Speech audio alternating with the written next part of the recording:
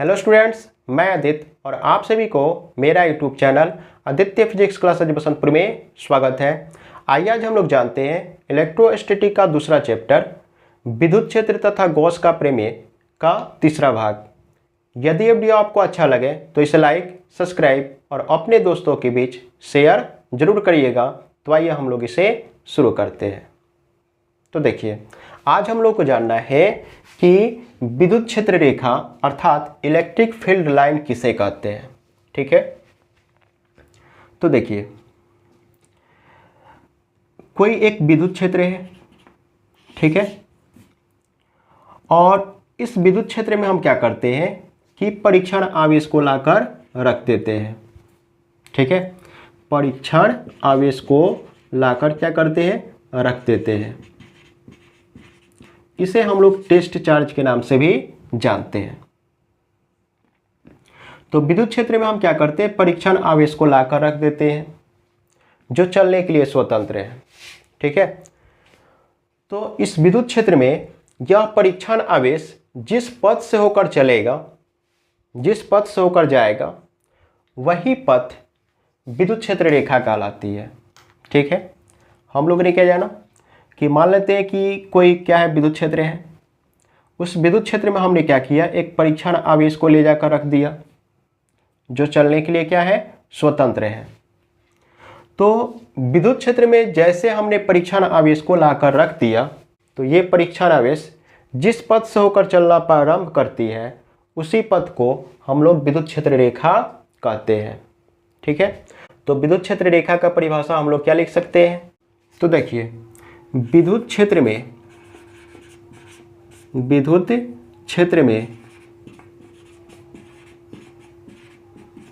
परीक्षण आवेश को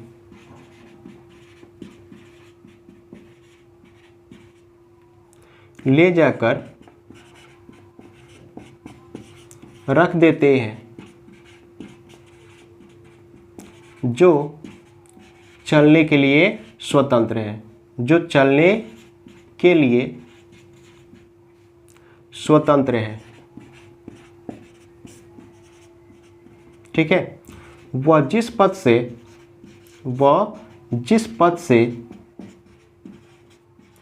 विद्युत क्षेत्र में चलती है, विद्युत क्षेत्र में चलती है, ठीक है, उसी पथ को विद्युत क्षेत्र रेखा कहते हैं। ठीक है, विद्युत क्षेत्र में कोई परीक्षण आवेश को ले जाकर रख देते हैं जो चलने के लिए क्या होती है, स्वतंत्र होती है। वह जिस पथ से होकर चलती है वही पथ विद्युत क्षेत्र रेखा कहलाती है।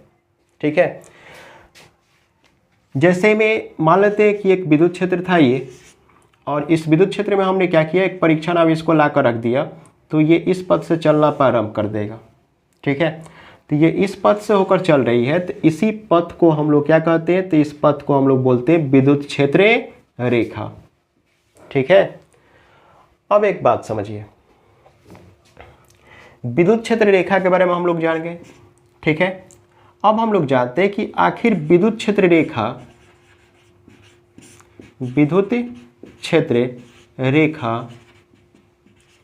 का गुण क्या होता है।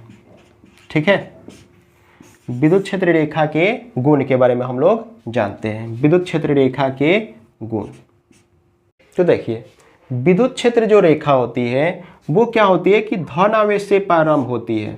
ठीक है, धन आवेश से प्रारंभ होती है और ऋण आवेश पर जाकर क्या होती है, समाप्त हो जाती है। विद्युत क्षेत्र रेखा क्या होती है, धन आवेश से प्रारंभ होती है और ऋण आवेश पर जाकर समाप्त हो जाती है। ठीक है, तो विद्युत क्षेत्र रेखा का सबसे पहले हम लोग गुण क्या लिख सकते हैं कि यह धन आवेश से प्रारंभ होती है और ऋण आवेशों पर जाकर समाप्त हो जाती है। ठीक है, तो सबसे पहला गुण हम क्या लिखेंगे इसका कि यह धन आवेश से प्रारंभ होती है। ठीक है, और ऋण आवेश पर जाकर क्या होती है, समाप्त हो जाती है। ठीक है, समाप्त हो जाती है। अब एक बात समझिए कि जो धन आवेश से प्रारंभ हुआ और ऋण आवेश पर जाकर समाप्त हो जाएगा। ठीक है, तो ऋण आवेश से पुनः अगर धन आवेश पर आता तो ये बंद लूप का निर्माण करता, लेकिन यहाँ पे हम देख रहे हैं कि धन आवेश से प्रारंभ हो रहा है और ऋण आवेश पर जाकर समाप्त हो जा रहा है, तो इसके कहने का मतलब कि यह बंद लूप का निर्माण नहीं करता है। ठीक है, तो विद्युत क्षेत्र रेखा का हम दूसरा गुण क्या लिख सकते हैं कि यह बंद लूप का निर्माण नहीं करता है। ठीक है, यह क्या करता है, तो यह बंद लूप का निर्माण नहीं करता है, निर्माण नहीं करता है। ठीक है, तो दूसरा गुण हम लोगों ने क्या जाना कि विद्युत क्षेत्र रेखा जो होती है बंद लूप का निर्माण नहीं करती है। अब एक बात समझिए, विद्युत क्षेत्र रेखा पर बहुत से पॉइंट है, बहुत से बिंदु है। ठीक है, और विद्युत क्षेत्र रेखा के किसी भी बिंदु पर अगर हम स्पर्श रेखा खींच दें, अगर हम क्या खींच दें, स्पर्श रेखा खींचे, ठीक है, तो ये स्पर्श रेखा होती है उस बिंदु पर विद्युत क्षेत्र की दिशा को प्रकट करती है। विद्युत क्षेत्र रेखा के किसी भी बिंदु पर अगर हम एक स्पर्श रेखा खींचते हैं तो वह स्पर्श रेखा क्या करती है, तो उस बिंदु पर विद्युत क्षेत्र की दिशा को प्रकट करती है। ठीक है, तो हम लोग तीसरा गुण इसका क्या लिख सकते हैं कि विद्युत क्षेत्र रेखा के किसी बिंदु पर, विद्युत क्षेत्र रेखा के किसी बिंदु पर खींची गई स्पर्श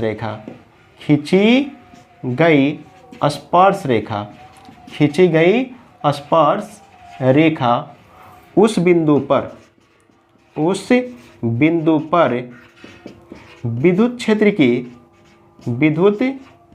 की दिशा को प्रकट करती है, विद्युत क्षेत्र की दिशा को प्रकट करती है। ठीक है, प्रकट करती है। हम लोगों ने क्या जाना कि विद्युत क्षेत्र रेखा के किसी भी बिंदु पर खींची गई स्पर्श रेखा उस बिंदु पर विद्युत क्षेत्र की दिशा को प्रकट करती है। ठीक है, अब देखिए हम लोग ने जाना कि विद्युत क्षेत्र रेखा के किसी भी बिंदु पर जो खींची गई स्पर्श रेखा होती है उस बिंदु पर विद्युत क्षेत्र की दिशा को प्रकट करती है, लेकिन विद्युत क्षेत्र रेखा के एक बिंदु पर विद्युत क्षेत्र की दिशा एक ही होती है। ठीक है, विद्युत क्षेत्र रेखा के एक बिंदु पर विद्युत क्षेत्र की दिशा कितनी होती है, एक ही होती है। इस कारण से देखिए जब दो विद्युत क्षेत्र रेखा को हम क्या करते हैं, प्रतिच्छेद कराते हैं, तो एक ही बिंदु पर विद्युत क्षेत्र की दिशा दो हो जाती है। ठीक है, अगर तीन विद्युत क्षेत्र रेखाएं एक दूसरे को प्रतिच्छेद करती है तो एक बिंदु पर विद्युत क्षेत्र की दिशा कितनी हो जाएगी, तीन हो जाएगी। जबकि हम लोग जानते हैं कि विद्युत क्षेत्र रेखा के किसी भी एक बिंदु पर विद्युत क्षेत्र की दिशा कितनी होती है, एक होती है। ठीक है, यही कारण होती है कि विद्युत क्षेत्र रेखाएं एक दूसरे को प्रतिच्छेद नहीं करती है। ठीक है, तो इसका अगला गुण क्या होगा, तो हम लोग बोलेंगे कि विद्युत क्षेत्र रेखाएं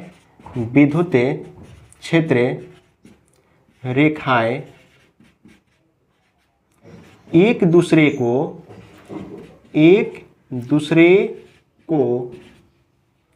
प्रतिच्छेद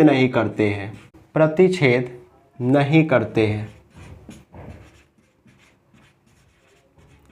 ठीक है, विद्युत क्षेत्र रेखाएं एक दूसरे को प्रतिच्छेद नहीं करते हैं। क्यों नहीं करते हैं, क्योंकि एक बिंदु पर विद्युत क्षेत्र की कितनी दिशा होती है, तो एक ही दिशा होती है। यही कारण होती है कि विद्युत क्षेत्र रेखाएं एक दूसरे को प्रतिच्छेद नहीं करती है। ठीक है, इसका अगला गुण हम लोग लिख सकते हैं कि देखिए अगर एक समान विद्युत क्षेत्र है, तो एक समान विद्युत क्षेत्र में विद्युत क्षेत्र रेखाएं जो होती है एक दूसरे के समानांतर होती है या एक दूसरे से समान दूरी पर स्थित होती है। एक समान विद्युत क्षेत्र में विद्युत क्षेत्र रेखाएं क्या होती है, एक दूसरे के समानांतर या एक दूसरे से समान दूरी पर स्थित होती है। तो अगला गुण हम लोग क्या लिख सकते हैं कि एक समान विद्युत क्षेत्र में एक समान विद्युत क्षेत्र में, एक समान विद्युत क्षेत्र में विद्युत क्षेत्र रेखाएं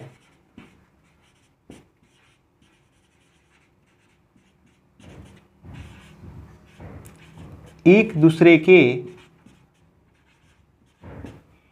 समानांतर होती है, एक दूसरे के समानांतर होती है। ठीक है, एक समान विद्युत क्षेत्र में विद्युत क्षेत्र रेखाएं एक दूसरे की क्या होती है, समानांतर होती है। ठीक है, जबकि इसका अगला गुण हम लोग क्या लिख सकते हैं कि किसी आवेशित चालक पर, किसी आवेशित चालक पर, आवेशित चालक पर विद्युत क्षेत्र रेखाएं आवेशित चालक के लंबवत होते हैं, आवेशित चालक के लंबवत होते हैं। ठीक है, कोई भी अगर आवेशित चालक है और उस आवेशित चालक पर विद्युत क्षेत्र की दिशा जो होती है हमेशा आवेशित चालक के ठीक लंबवत होती है। ठीक है, तो इस तरह से हम लोग ने इसका छठा गुण देखा। ठीक है, अब एक बात समझिए, किसी स्थान पर विद्युत क्षेत्र रेखा दूर दूर है, ठीक है, और किसी स्थान पर विद्युत क्षेत्र रेखा पास पास है।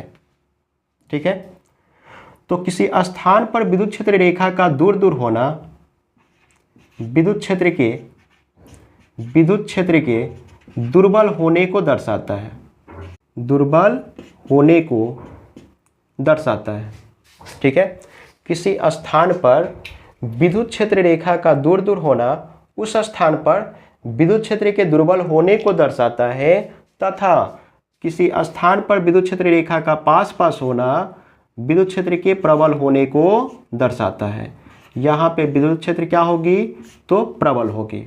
ठीक है, तो इसका अगला गुण हम लोग क्या लिख सकते हैं, किसी स्थान पर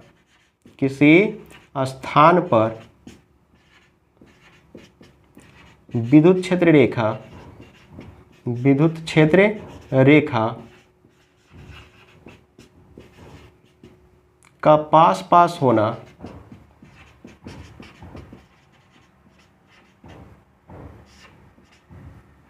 ठीक है, विद्युत क्षेत्र के प्रबल होने को दर्शाता है,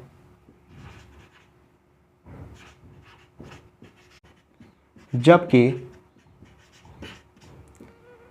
विद्युत क्षेत्र रेखा का दूर दूर होना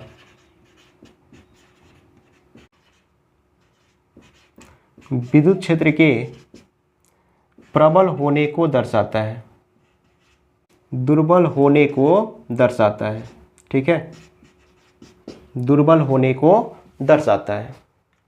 तो हम लोगों ने क्या जाना, किसी स्थान पर विद्युत क्षेत्र रेखा अगर दूर दूर है तो वहाँ पे विद्युत क्षेत्र क्या है, दुर्बल है, और किसी स्थान पर अगर विद्युत क्षेत्र रेखा पास पास है, एक इसका मतलब उस स्थान पर विद्युत क्षेत्र क्या है, बहुत प्रबल है। ठीक है, तो इस तरह से हम लोगों ने जाना कि विद्युत क्षेत्र रेखा किसे कहते हैं तथा इसके गुण क्या होते हैं। ठीक है, इस वीडियो को हम यहीं तक रहने देते हैं।